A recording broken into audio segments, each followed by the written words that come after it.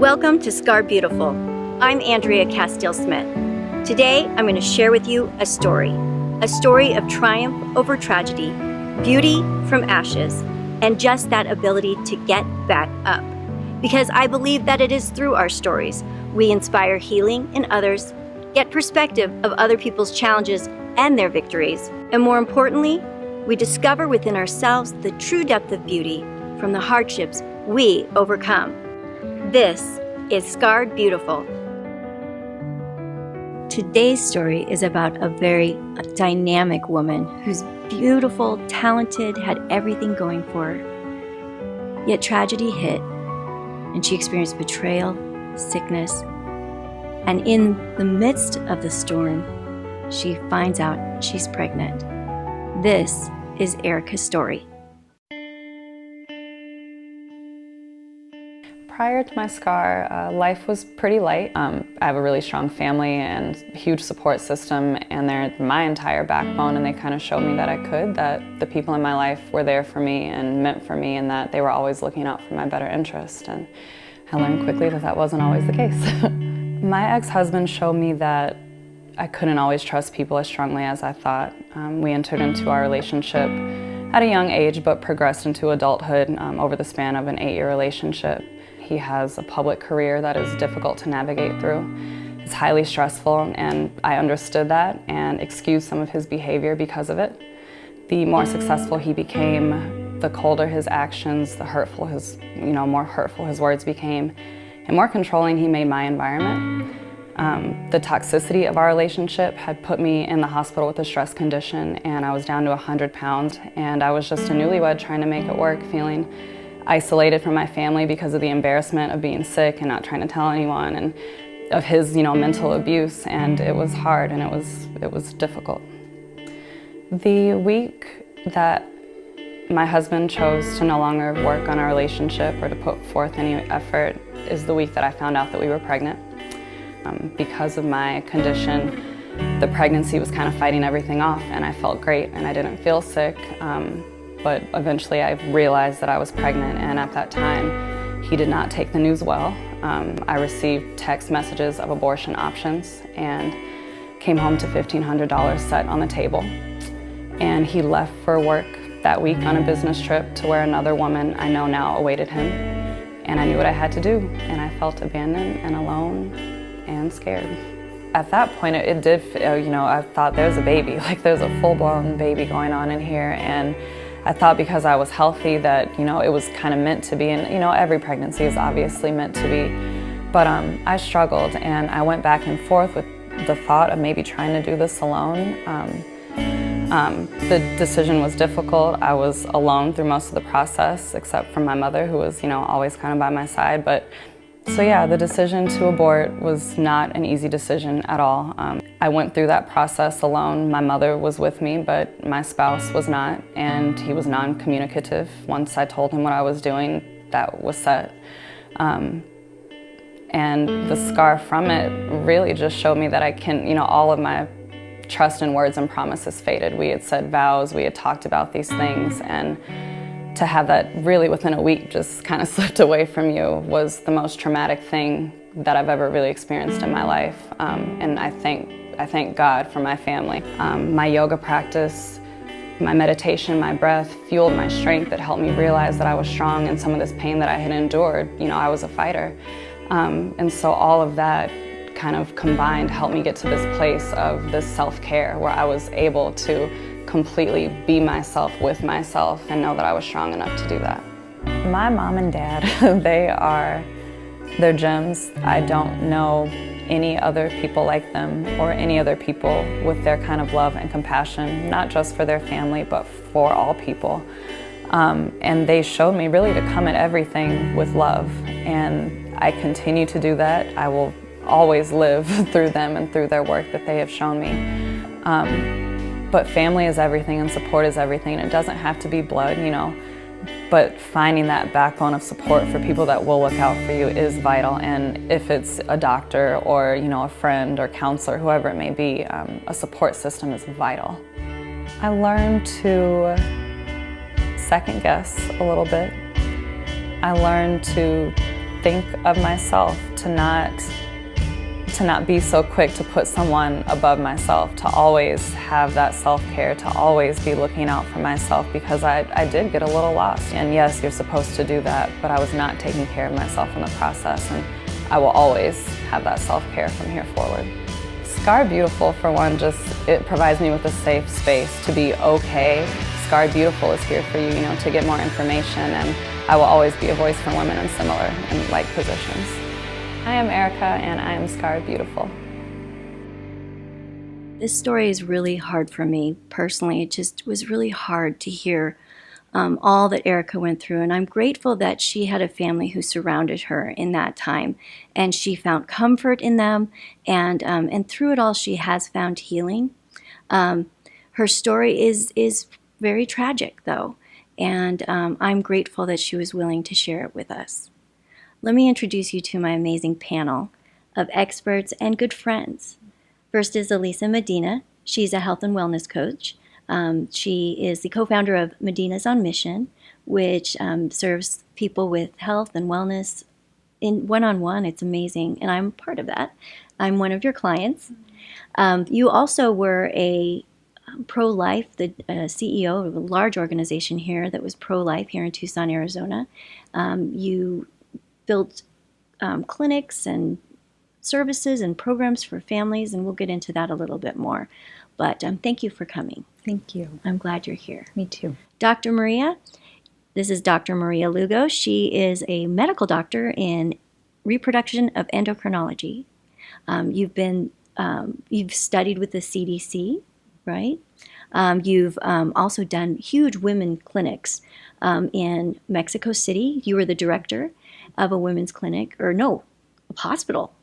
Yes. Hospital. And also Mexico City and Durango, Mexico. Yes. Correct? Yes, indeed. And you just have great expertise, but you also have a background in psychology and psychiatry. So I'm so glad you're here, and thank you for being here. Thank you for having me. Well, this story is heavy. This is heavy, and I think it's timely in that right now our nation is, our Supreme Court is considering Roe versus Wade, and it's kind of on the forefront of the news and people's discussions. And, I'm not going to back away. I think we should talk about it. And, Ericka was in a very tragic place, being very completely betrayed. I mean, the things that her husband did were so cruel. And, we just don't know what it's like to be in those shoes. And it's so easy for people to judge, Yes. But there's heartache in this story. There's great heartache in this story, and wounding, and scars.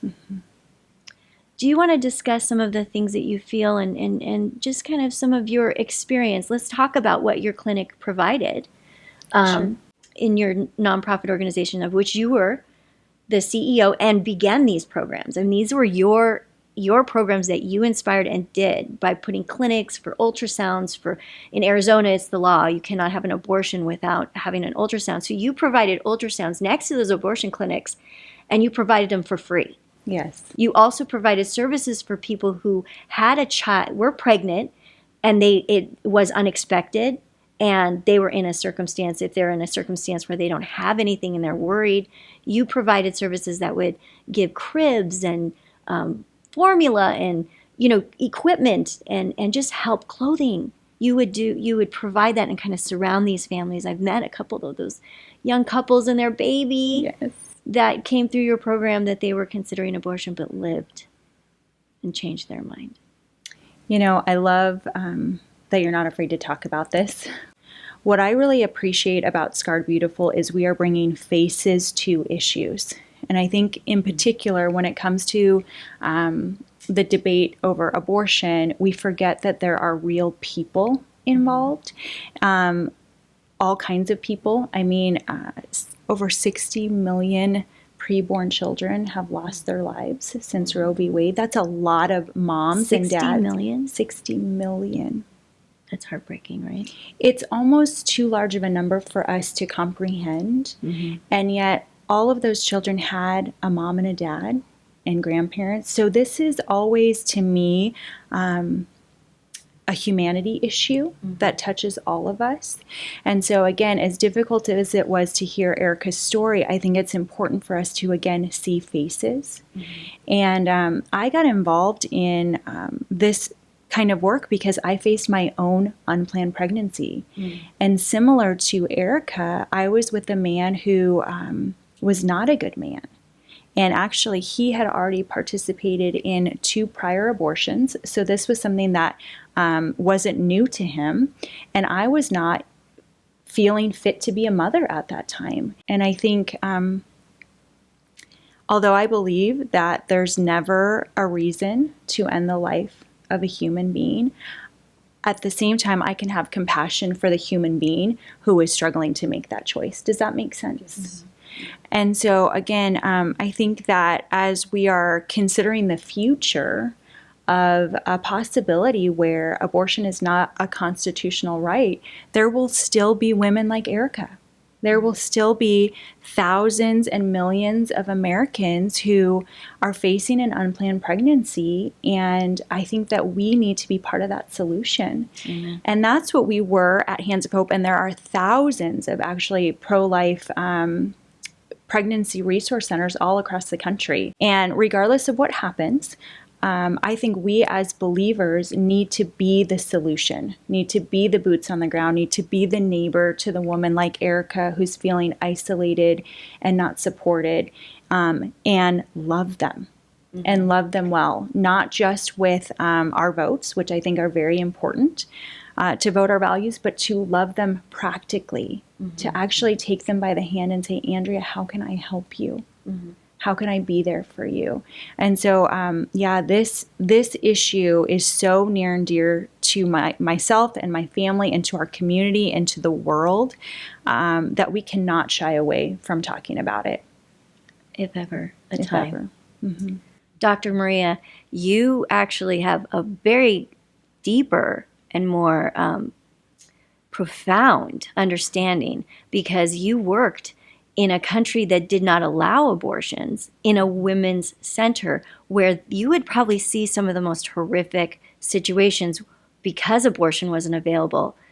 The result. I mean, I'd like to hear your perspective of just from medical and also the psychological, which you have, great expertise and understanding in because of your education. As you're saying, abortion just became legal in Mexico in September of 2021. Wow. As you can imagine, a lot of tragedies had happened and still happening because it's not legal in every state of Mexico. And it's a tragedy because there are many factors involved. A lot of misinformation, a lot of lack of education, and obviously we face a lot of tragic deaths because of women trying to get their own abortion outside of the medical. But unfortunately, many of them happen in the worst hygienic conditions.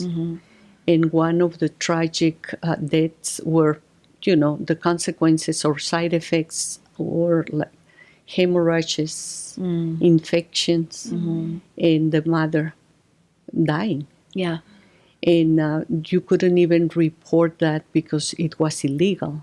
And if they had an abortion, they couldn't even go to the clinic to look for help because they were going to get an interrogation like what happened, who did this to you. It's illegal. And then facing the mother jail time and also the person that did it. A woman gets pregnant. She's completely alone, isolated. They don't know, they're terrified. And the supposedly easy way to go out of this problem is an abortion. You are very aware of what happens when abortions aren't available medically. You are. Yeah. So nobody's turning our eyes to that. We're not aware of that and not holding the depths of that tragedy in our hearts. I personally, like you, believe that life begins at conception.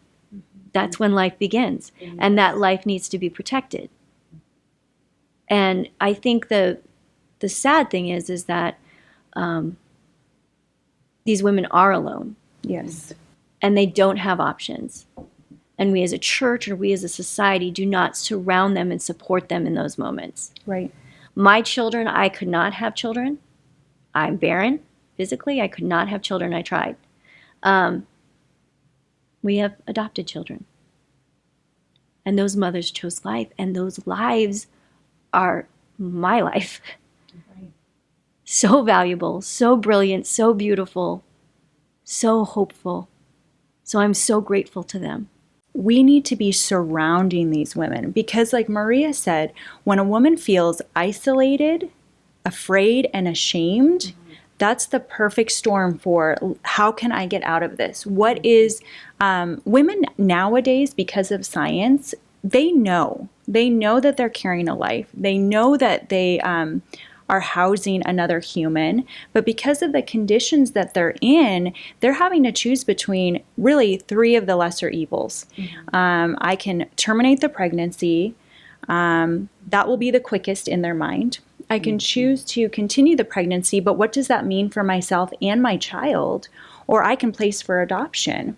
And I'll tell you, a woman won't even consider placing for adoption until she has the support she needs to continue the pregnancy. If we started doing these types of things, whether abortion was legal or not, we would not have as many women choosing abortion. Well, and Dr. Maria tapped on something that I think is really important as we go further in this discussion, is that women have constantly been deceived and lied to about this.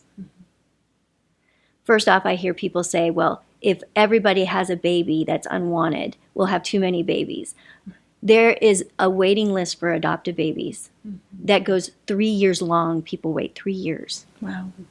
That's what they told me average when I signed up to adopt. Wow. So, that is not true. There are tons of families who are ready and willing to adopt a baby right now. So don't let anybody deceive you on that, because that's not true. There are families wanting a baby right now and would love that child, and they'd have a wonderful life, a brilliant life. And I look at my children's birth moms, as we call them, and I think, look at my daughter's little face, and I say, you're her greatest creation. You're her greatest thing that she accomplished here on earth is you. And look at you, and she's proud of her. She's proud of her.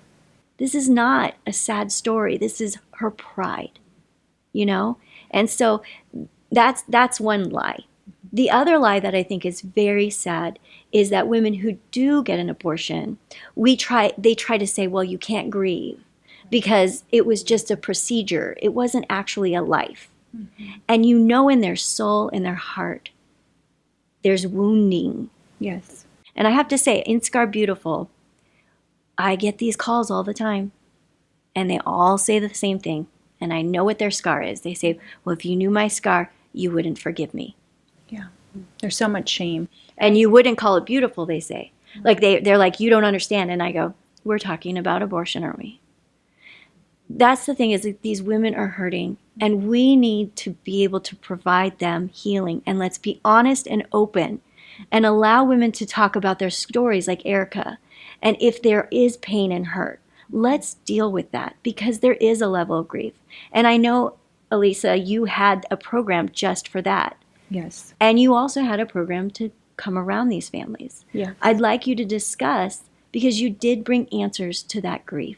You allowed these women and some men who were part of the process of abortion grieve. Yeah. It's important.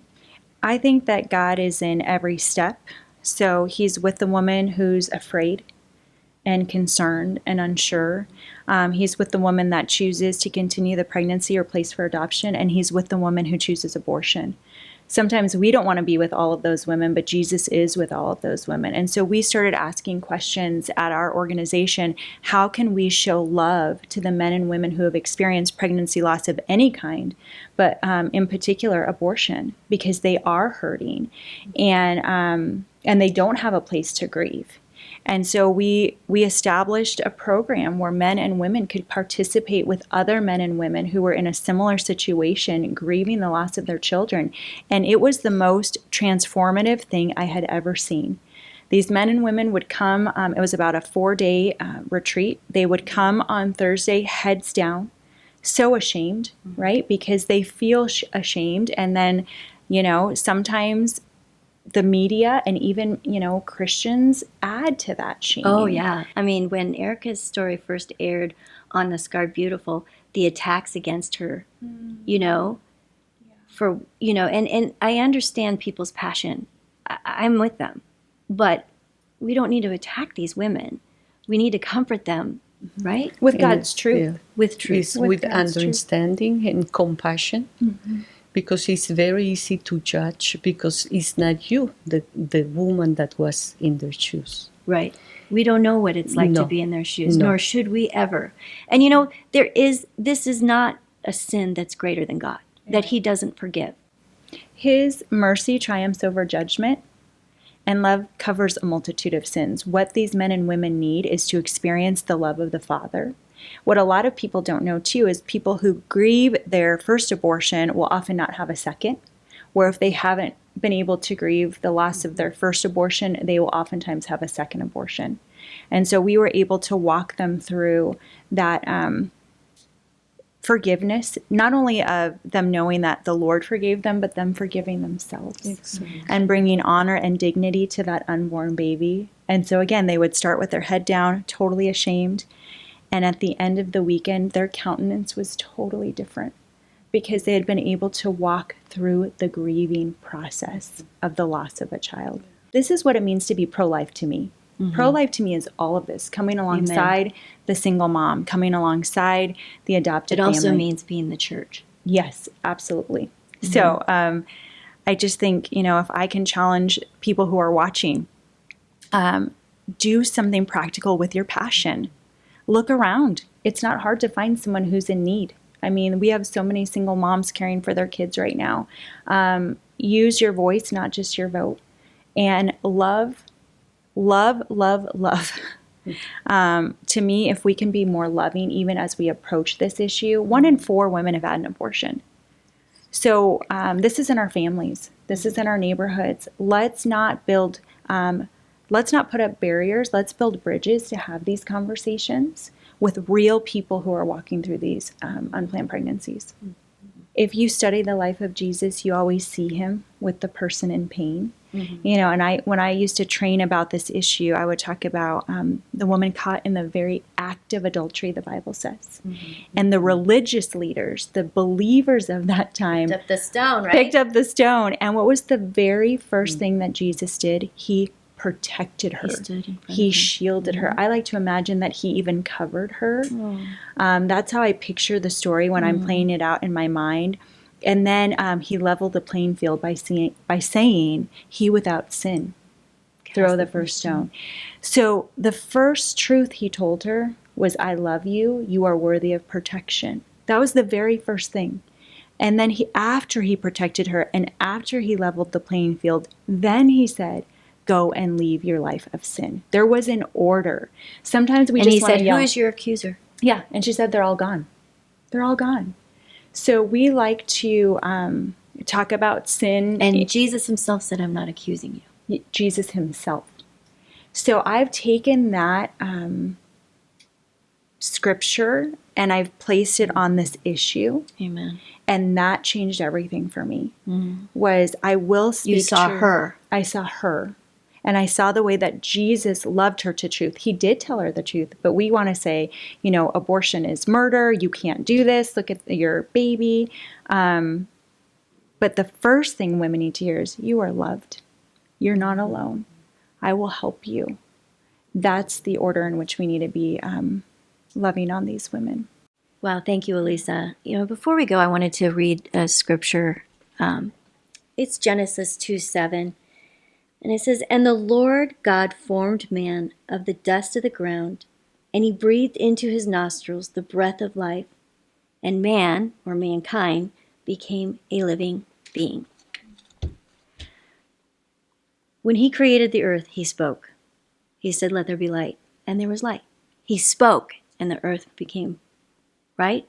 The land parted with the sea. He spoke it. He spoke the universe into existence. He spoke all the creatures of the earth, all the creatures of the sea, and all the creatures of the air. He spoke it, and it became. Yet with man, he formed him with his hand and breathed with his own breath. Human life carries the breath of God. Think about that, the power of that, and how important each person is to us. That we hold the breath of God in our lives. And when we're feeling that void, I think we're just seeking that breath of God in our life. You know, when we're separated from him and we try to fill it with empty things, right? But when we find him, we're filled. Are we not? It is When true. we're in his presence, we're filled. When we're in his word, we're filled again. We're satisfied. We're satisfied. We're Where the whole. other things we try to fill make us more dissatisfied and more empty, right? But the truth is, no matter what we've been going through, what you've experienced, if someone in this is watching right now, has had an abortion, let us pray with you. Don't be alone. Don't let your grief and shame overtake you. God is a healer, and he can even use your story to save another. He really can, and give you purpose, right? And those of us who haven't had an abortion, let us rise. Let us be that church that God has called us to be. Let us surround these families. Let us surround these women. Let us be that Jesus who covered. And stones dropped.